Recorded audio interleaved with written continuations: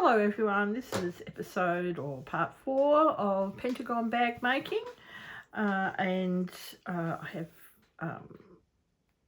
actually completed quite a lot since I last saw you. So we're at the finishing stage more than anything now. So I want to show you how I finish and the linings and the size of the lining, which is exactly the same size as the actual Pentagon bag itself, but the only difference being is that it has no felt in it. Okay, now this is pinned in place. I'm going to unpin it and take it off so you can see the workings of the tabs. So we talked about tabs last time in part 3, and I'll just pull this off like so. It's not attached yet, just with pins, and you can see that all the cardboard has been removed, or cardstock or paper, whatever you choose to use if you're using it as a download.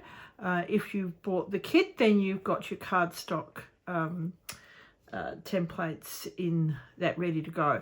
Okay, so you can see I've sewn down the tabs. They're folded in half and sewn down, across and up.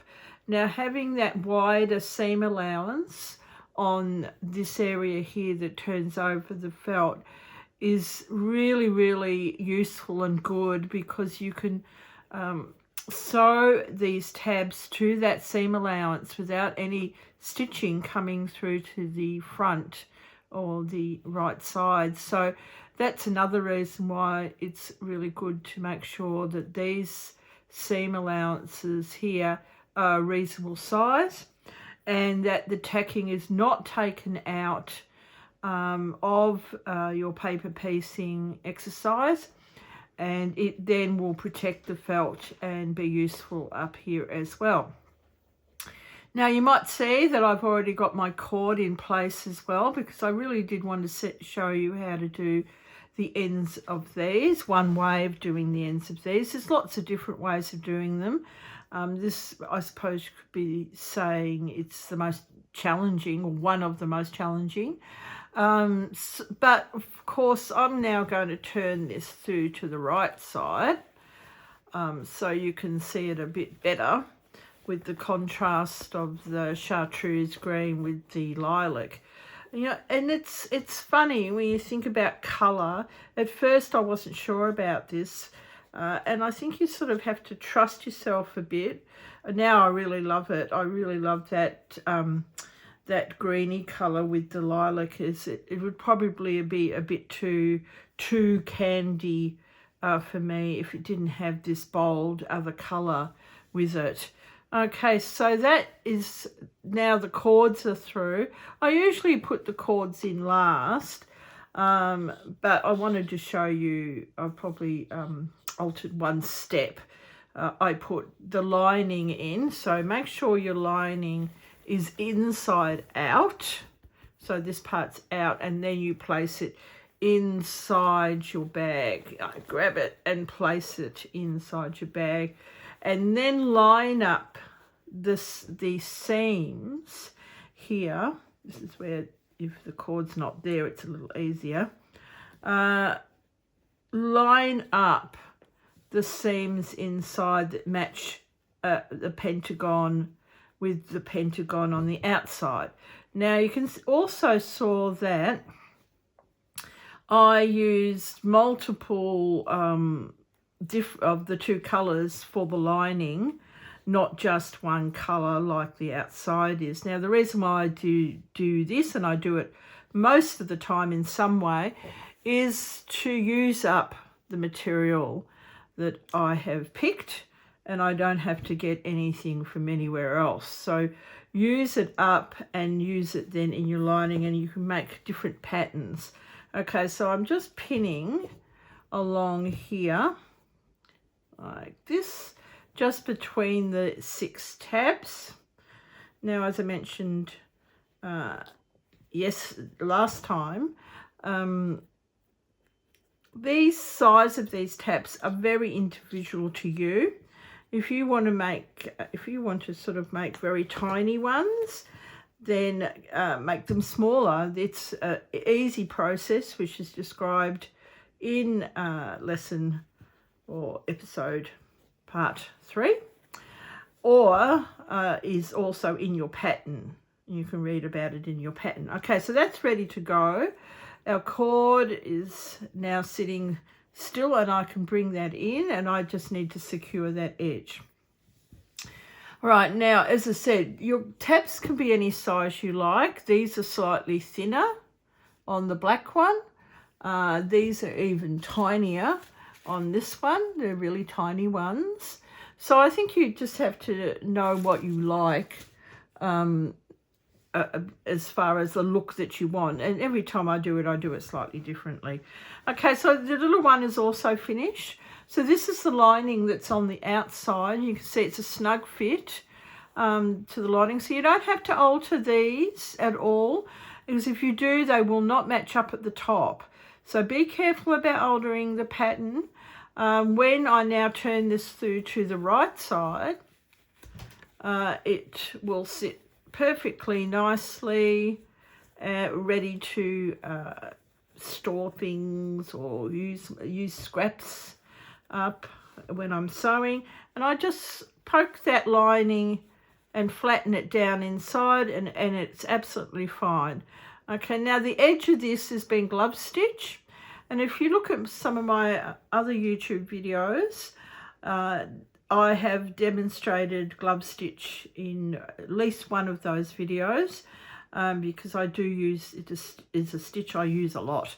Okay, so it's also on this one too. Now you can see this is slightly smaller, and that probably would be because the templates I used on this got a little bit shabby. I trimmed them a little bit and end up with it slightly smaller. It's tiniest little amount, but when you've done so many, it sort of adds up. So you can see that one is slightly smaller, ever so slightly. Okay, so before we go any further, I get into the ends of the cords. Now this is a 1.5 mil cord, wax cotton cord, and you can get that through Bitten by the Bug shop if you are trying to source some. I just wanted to go over the other Pentagon bag, the Easter one, with Easter will be in our minds in the near future after Christmas, so it can be a really good one to have Easter eggs in and gives a gift. You can put a handle on it if you wish to. It's really good for Easter egg hunts as well. Okay, so this is the template that this one here has 6 of. So it's the top, okay, of here, and everything else, lining included. The underneath part is your conventional pentagon with your bottom as your hexagon.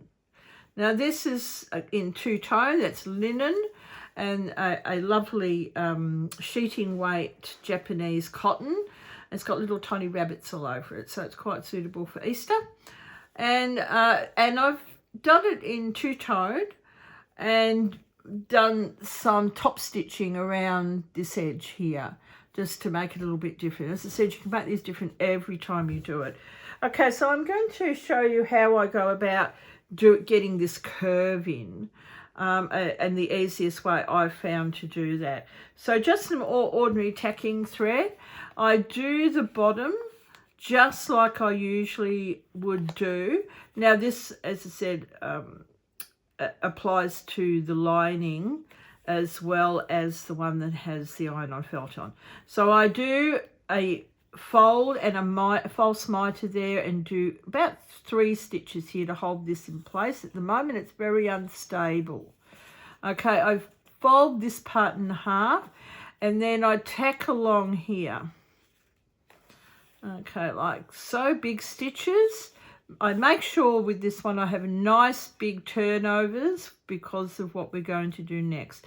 I then turn this side over and mitre again, so that you'd be quite familiar with this from the hexagon and all the ordinary pentagons. like that. And I make sure that this is quite stable here. It's not going to undo. So 3 undo itself. So 3 stitches here. And then this is where the difference is. Small tacking stitches around this area here. Just mind my hands. I'll get them out of the way in a minute. Like so. Small little ones, about 1/8 of an eighth to 1/4 of an inch in from the edge. No further in than that, because you'll get a big ruffle. I then turn this over so I've got more control on the fabric and do little running stitches around the top of the big curve. Pull that through and then down the side. Hope we can all see that. Okay, I'm round the curve. I'll turn it over and show you in a minute. Like so. Like that. Okay, so there is a running stitch all the way around there. And as I get close to this final mitre turn, I then will fold that and get it ready to do the following. So I come to here and then I pull this up. Don't anchor off your mitre here without pulling this up, because if you do, you're not going to be able to pull it up. It just won't do it. Okay, I wrap that around my little finger for the moment to keep it stable so it doesn't ungather itself. And then I go through this mitre here. It's important that your stitches are fairly small around that curve, because that will allow the curve of this fabric to hug the cardboard, and you will have then a pretty perfectly round top of this particular piece. So you will need to do 6 of those with felt and 6 of those without. And I can now safely take that pin out because it's not going to drop out until I'm ready to sew it up.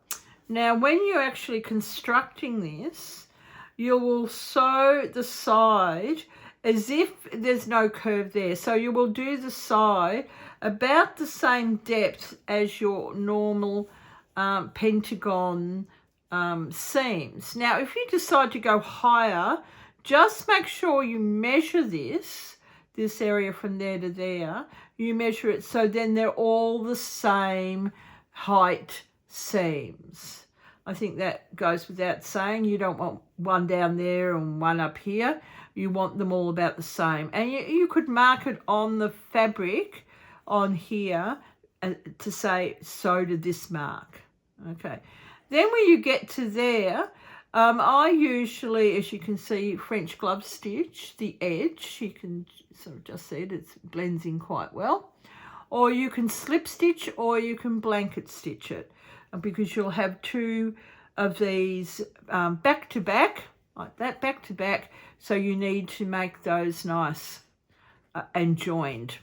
Okay, so that's the only real difference between the standard Pentagon bag and the Easter type Pentagon bag. But it can be like a gift bag. It doesn't have to be Easter related. It could be used as a gift bag also. Okay, especially if you attach the handle. The handle instructions are also in the pattern, but most people who've done bags in the past would know how to put a standard handle on.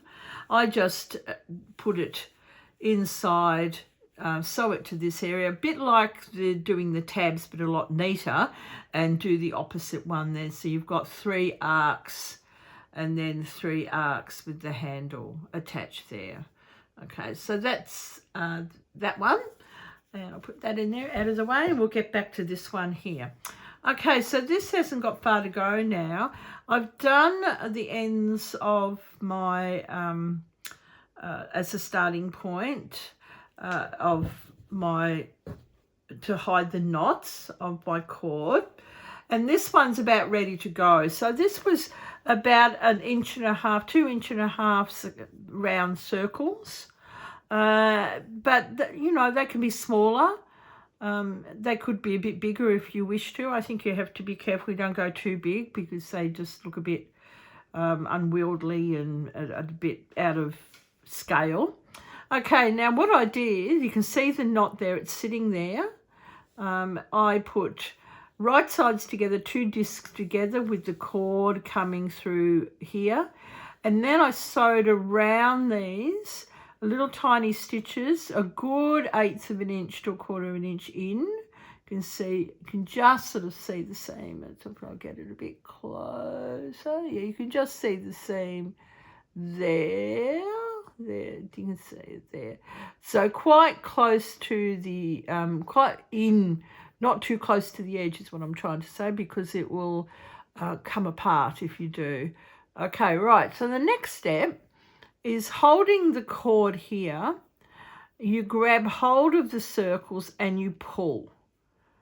Okay, just pull this over. You can see I haven't trimmed the cord or anything like that. I'm just rolling this now over the cord and the knot.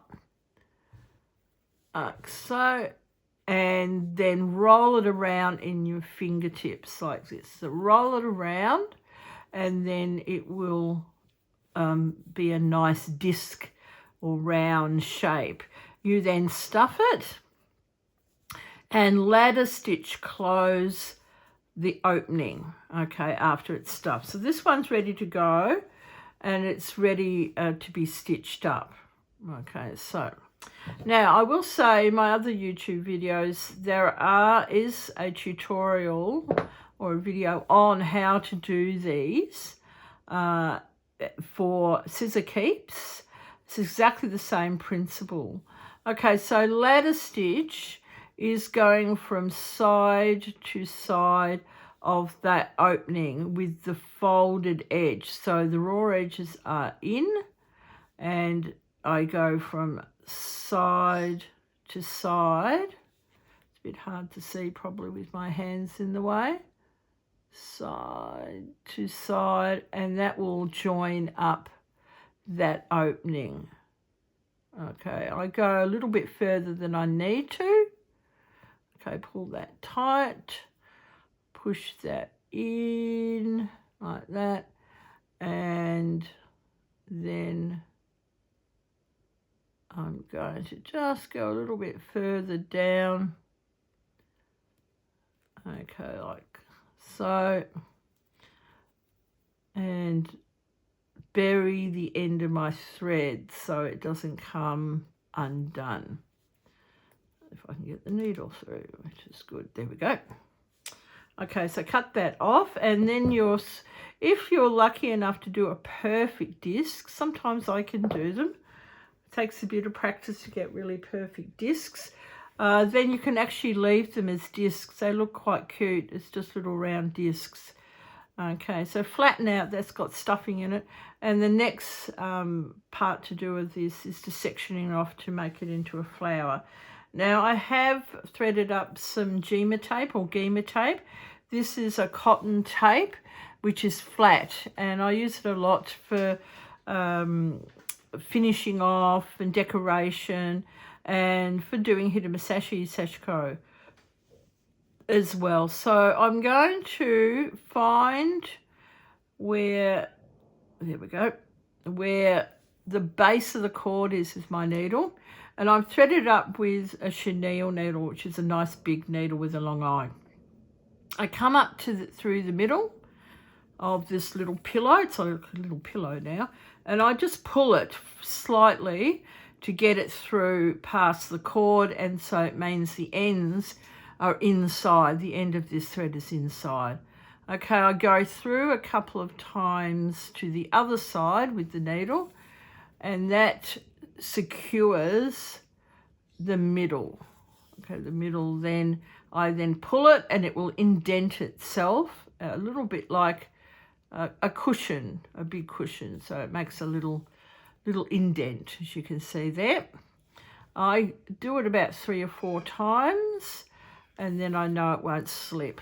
Okay, so the next step is to segment off. Now I'm going to do a 5, 1, 2, 3, 4, 5 segment. So I'm first of all going next to the cord, fold the thread over, come out to here, pull through the center again. Turn this again over, come out to the center, pull, and then do directly in line, like so, like that.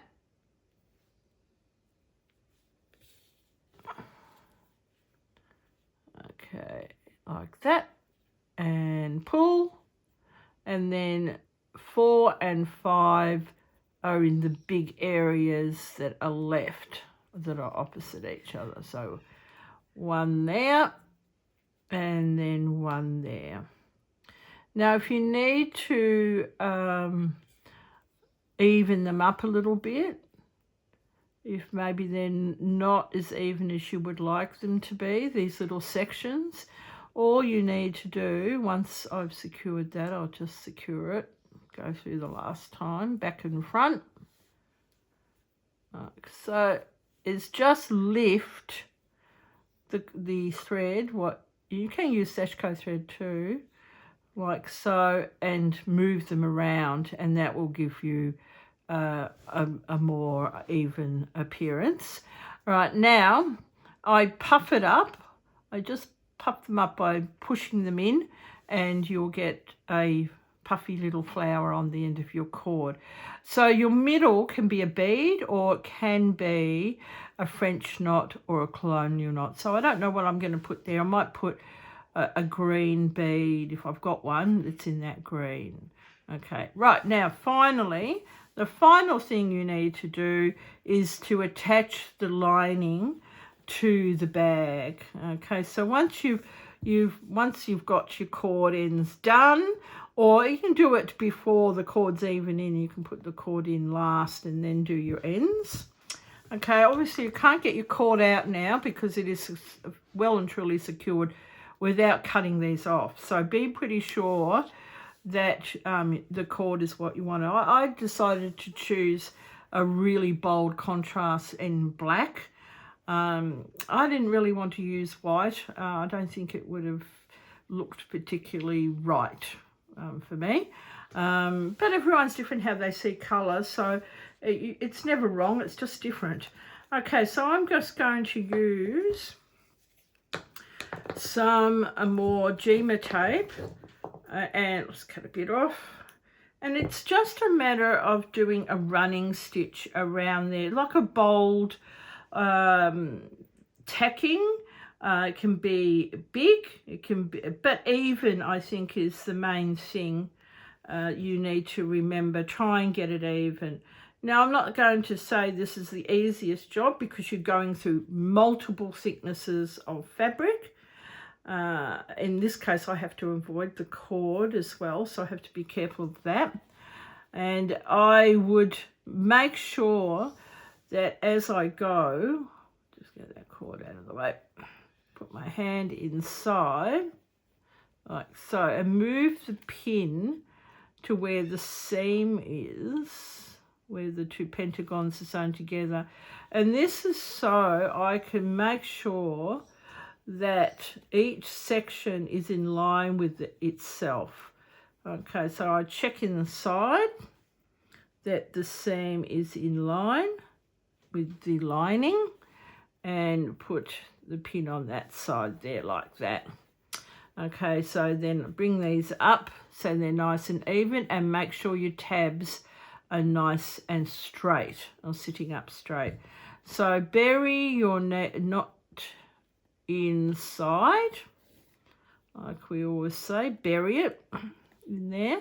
And you may need a pair of pliers to do this, especially to go over this thick area there. If you haven't done it before, I'm not, as I said, I'm not going to pretend this is a bit of a challenge, but you only got one line to do, and I just count down the segments when I'm doing it. I go, that's one segment done, and then another segment done. Now I need to turn it around so I could see it. Now what I'm doing now is looking inside. It's not so important with this colour Gema tape because it's very, very a good blend of colour. But if I was doing a contrast, I should have one here with the contrast colour. Let me see if I got one. That one sort of is, especially in these segments here. I made sure that when I looked inside, they were straight also, as straight as I could get them. So just try and make sure, keep looking inside and outside and inside and outside, that the stitches are the same size and they are running along in and straight. I suppose that's what you're really looking for, like so, and that one. And once that's done, you're practically finished. I've still got to do my other end, but you're practically finished then. So that's the finishing part of your Pentagon bag. Okay, now let's talk about what I use my Pentagon bag for. Originally, my very first one that I made was used as a cup bag.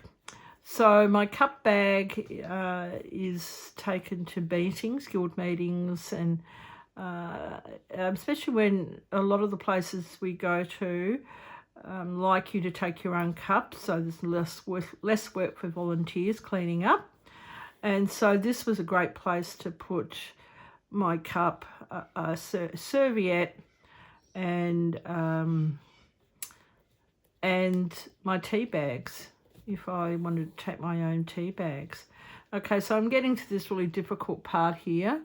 So this is the part you would stab stitch. So the difference between your running stitch and your stab stitch is you stab straight through and go inside and make sure it is lined up on the inside in the lining part.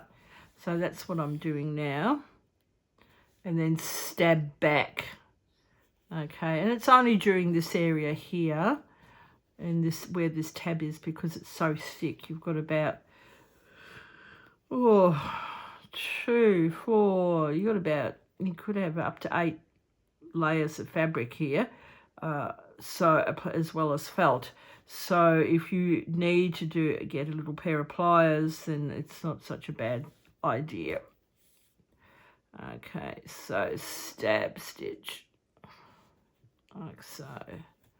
Right, then I can take a pin out, and the good thing about that, it means there's one less pin. So I can then know that I haven't got far. I've got one less pin to go through or go past, and I've done one section, so there's 5 sections to go. So I'm not going to bore you with doing all this, because that's just repeating itself. You could slip stitch this together also, but the problem is where the tab is, so you'll have to slip stitch on both sides. Always make sure your 2 levels are up and nice and even at the top here, and that makes this easier here when this pin is there. So it's just moving the pins along now. Okay, so this is the final part of our Pentagon bag YouTube videos, of the final one of the 4th. And I just think they're the best, cutest little bag for lots of other things apart from a cup.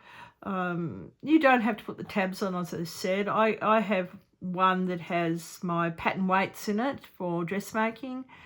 I have another one that has cotton reels in it that I use all the time, different colours that I always use, so I know they're all together. That has a drawstring. And you can really experiment with colours and designs with your pentagons. You may have noticed that each one of these has the 2 flowers on it, going to the point. So I fussy cut these, and as we mentioned that in our first lesson, the first one, that fussy cutting is making sure that you have a design that is featured in every one that is either consistent or forms a pattern. So we do it a lot in quilting if we want a design that shows up. Now, don't forget, you don't need to throw away your little cardboard templates. I actually sew them together with its hexagon, and then they're all together and they're all the same size. So if I want to make another one this size, I know I just pick up this and start again. Or you can even just clip them together with one of these little clips. So this is the little one with its little pentagons and its hexagon also.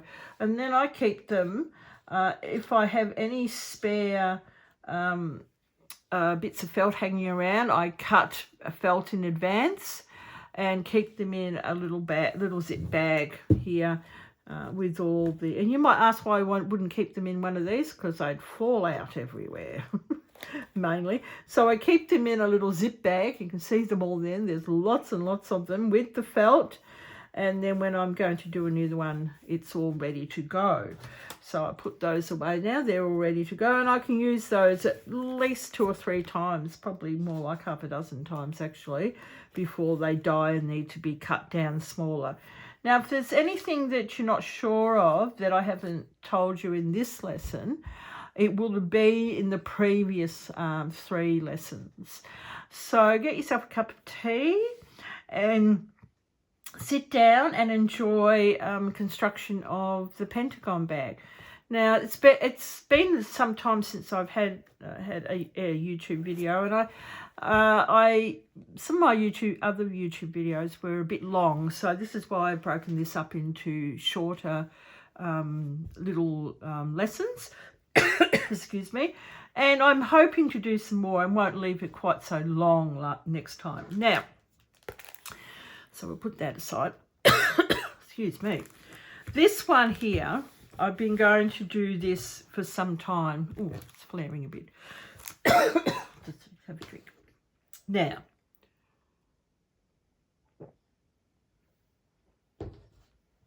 the Needlebook Garden.